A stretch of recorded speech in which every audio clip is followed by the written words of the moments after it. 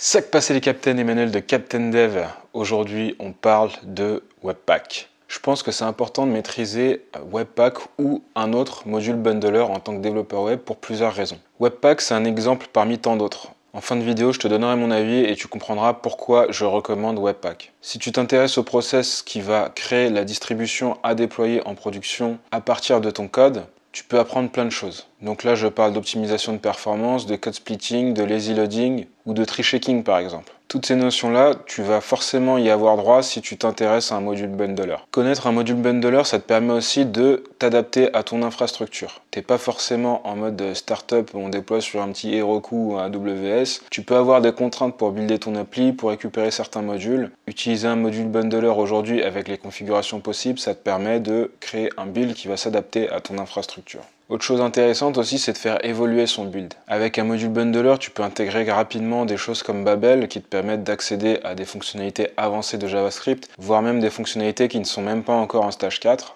Tu peux aussi intégrer différentes technos ou utiliser différents frameworks les uns à côté des autres ou les remplacer petit à petit. Un exemple concret, c'est si tu utilisais du jQuery avant et que tu veux rajouter de manière incrémentale React dans ta codebase, tu vas avoir besoin d'un module bundler pour déjà compiler de base le JSX. Ou sinon, tu seras obligé d'utiliser React sans JSX. Je te mets un petit lien juste là d'ailleurs, tiens, si ça t'intéresse. Maintenant, pourquoi Webpack et pas Parcel.js ou Rollup? Tout simplement parce que Webpack il est utilisé par beaucoup de CLI que tu peux utiliser aujourd'hui. Si tu prends le CLI Create React App, il te permet d'éjecter la config. Malgré que je pense pas que ce soit la meilleure idée au monde parce qu'il n'y a pas de retour en arrière possible, d'autres CLI ont pris un chemin différent qui est celui de pouvoir fournir un fichier de configuration Webpack pour étendre la config de base. Donc là, je peux citer par exemple Angular CLI, Gatsby, Nuxt, Next.js. Donc voilà, c'est quand même des frameworks assez utilisés sur le marché et ils utilisent tous Webpack under the hood. J'espère que cette vidéo t'a plu. Si c'est le cas, n'hésite pas à t'abonner, mettre un petit pouce bleu. N'hésite pas à partager cette vidéo, c'est aussi important pour la chaîne. Si t'es vraiment motivé, je te retrouve dans les emails privés. Le lien est juste en dessous dans la description. Et je te dis à bientôt sur Captain Dev.